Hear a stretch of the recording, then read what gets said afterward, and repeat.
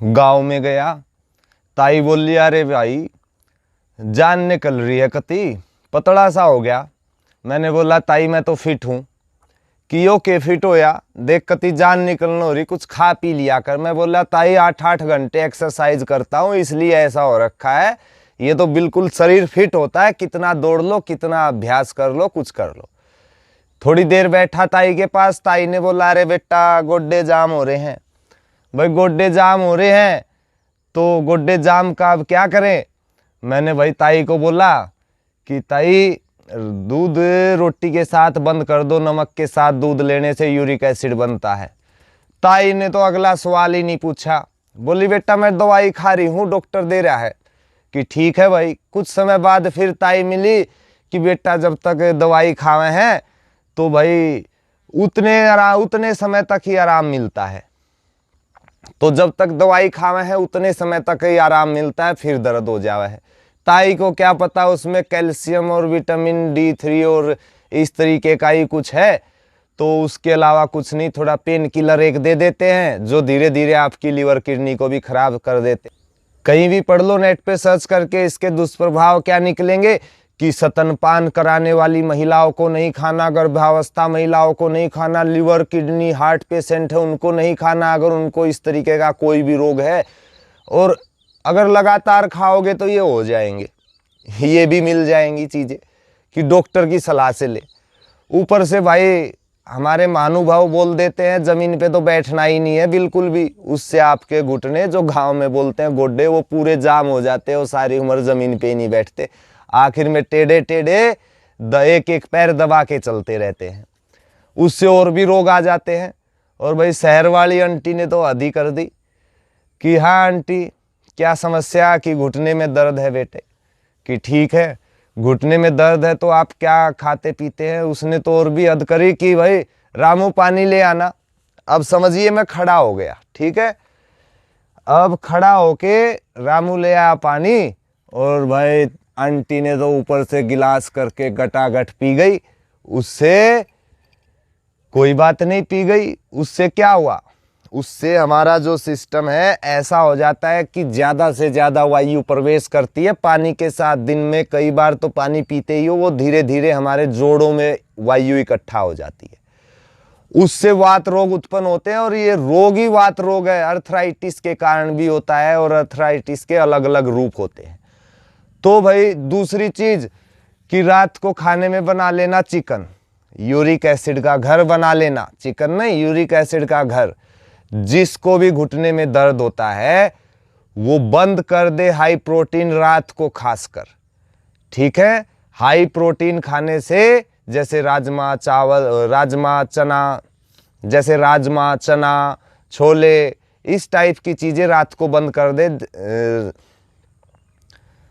कर दें। जैसे छिलके वाली दालों में भी हाई प्रोटीन होता है, और जो स्वस्थ है वो रात को हाई प्रोटीन बंद करके दिन भर ले, कोई समस्या नहीं। पानी ठीक से पिए, अच्छे से डाइजेस्ट होगा, शरीर मजबूत बनेगा, हड्डियों में जोड़ों में दर्द ही नहीं होगा। तो ये आपको पता चल गया, रात को हाई प्रोटीन नहीं और दूध नहीं, ये आपको पता चल गया, हाई प्रोटीन नहीं रात को लेना है और चिकन नहीं लेना है। दूसरा, वहाँ उनके बहकावे में आने से अच्छा है मैं आपको कुछ औषधि बता रहा हूँ जो हमारे पुराने समय से यूज होती है, जो आपके घर में मिलेगी। एक तेल बना लीजिए, सबसे पहले घर में बनाइए, 8-10 कली आप लीजिए लहसुन की, थोड़ा लीजिए आप सरसों का तेल, 1 चम्मच मेथी दाना, 1 चम्मच सौंठ, 1 चम्मच अजवाइन, इस तरीके से आप लेकर उसको घोल के आपस में और तेल गरम करके उसमें डाल लेना। उससे क्या होगा, वो तेल बनेगा, उससे अच्छे से मसाज करो, घुटने का दर्द कुछ दिन में गायब, वात रोगों को दूर कर देगा ये। अब दूसरी चीज आपको क्या करनी, सुबह और शाम हल्दी डाल के दूध में पियो, थोड़ी मात्रा रखना, थोड़ी गर्म भी होती है तो उसका कोई साइड इफेक्ट नहीं, आपके शरीर के और रोग भी दूर हो जाएंगे। और तीसरी चीज आप क्या करिए, रात को 1 चम्मच मेथी दाना भिगो दो, सुबह पानी पी लो, और मेथी को चबा के खा के आधा गिलास गुनगुना पानी पी ले, उससे सारे वात रोग दूर, वजन भी कम, और सब चीजों में आपको आराम मिलेगा। अब और क्या करना है, एलोवेरा का लेप लगा सकते हैं, उससे दर्द कम होगा, उसको खा भी लीजिए, अंदर से भी मजबूत हो जाएगी चीज़ें आपकी। अब एक और चीज़ सबसे जो लाभकारी होगी आपके लिए, चूना और हल्दी, 1 चम्मच तेल, उसका पेस्ट बना लें, थोड़ा सा गर्म करके तेल को, उसका लेप लगाइए, देखिए कैसे आपका दर्द दूर होता है। कैल्शियम के लिए भाई टैबलेट ही क्यों ज़रूरी है, आप चूना खाइए, चूना लेकिन बहुत कम मात्रा में खाते हैं, उसके साइड इफ़ेक्ट ये हो जाते हैं कि वो किसी किसी को एलर्जी कर देता है, वैसा कोई साइड इफ़ेक्ट नहीं, बहुत कम मात्रा में रखिए। दूसरी चीज़, आप तिल खाइए, मखाना खाइए, उनमें हाई कैल्शियम होता है, मूली, सलजम, जितने भी सफ़ेद टाइप के जो आहार होते हैं वो लीजिए, उनमें कैल्शियम मिलेगा। सिया सीड्स में भी होता है, तो कितना सारा कैल्शियम आपको मिलेगा। वहाँ जाके क्या, उनके पास तो कुछ भी नहीं है, अगर किसी के पास कुछ है तो आप मुझे बताइए, उनके पास उस टैबलेट के अलावा vitamin D, vitamin A, calcium, उसके अलावा कुछ नहीं है। उससे घुटने का दर्द थोड़ी ना ठीक हो जाएगा। अब हम और क्या प्रॉब्लम करते हैं इन चीज़ों में जो घुटने का दर्द लाने में सहायक है, ये भी समझ लो आप।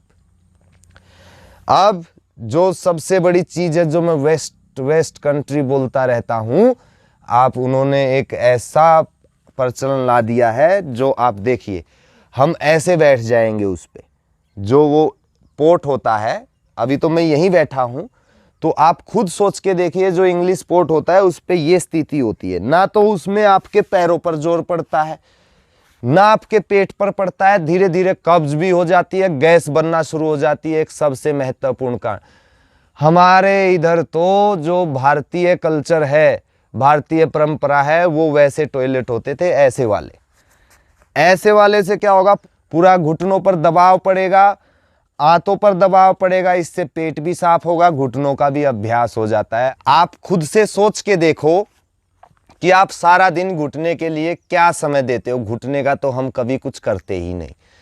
तो एक अपना जो आपका अगर हो सके, जिसके लिए संभव है, नहीं तो आजकल सब घरों में वही टॉयलेट सीट मिलती है, तो आप कोशिश करें कि आप भारतीय जो टॉयलेट है उसको इस्तेमाल करें। फिर आपको क्या करना है, ये सारी चीज़ें हो गई। अब आपको कुछ अभ्यास करने, सूक्ष्म व्यायाम, उससे आपका जो वात रोग है वो दूर होगा। और सूक्ष्म व्यायाम में आप कुछ गर्दन का करना होता है, कुछ हाथों का करना होता है, कुछ कलाइयों का, पूरा शरीर का। इससे आपका पूरा शरीर मजबूत होगा और 1 महीने में घुटने का दर्द, जिसको बहुत ज़्यादा है, थोड़ा बहुत है तो 10 ही दिन में ख़त्म, जो बहुत ज़्यादा है 1 महीने में उसको पूरी राहत मिल जाएगी। हो सकता है वो दौड़ भी ले।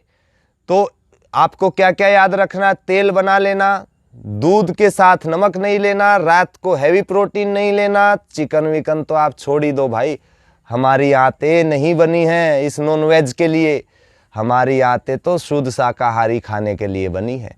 और आप इसके साथ थोड़ा विटामिन डी, कैल्शियम, इन चीज़ों का ध्यान रखें। सुबह टहलें, सूरज के रोशनी में जब उगता हुआ सूरज, उससे विटामिन डी भी प्राप्त होगा और आप पूरे तरीके से स्वस्थ हो जाएंगे।